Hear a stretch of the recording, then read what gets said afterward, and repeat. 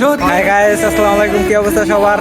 এই যে আজকে 14 ফেব্রুয়ারি রমনা পার্কে আছি আমরা বন্ধুরা সবাই সিঙ্গেল। এই যে আর এই যে পিছের দিকটা দেখেন,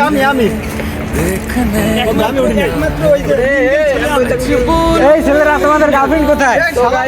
হ্যাঁ?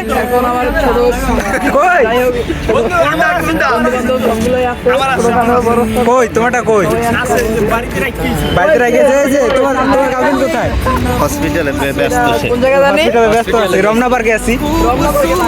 আমরা আছি প্রেম পার্ক বিশেষজ্ঞ। আমি প্রেম বিশেষজ্ঞ। এটা হচ্ছে প্রেম পার্ক, ঠিক আছে? আমি হইলাম যে প্রেম পাস দাঁড়াও যদি কোনো হৃদয়বান ব্যক্তি থাকেন তবে এই ছেলেটাকে একটা মেয়ে কন্যা দান করবেন। কন্যা, ছেলেটা এতিম।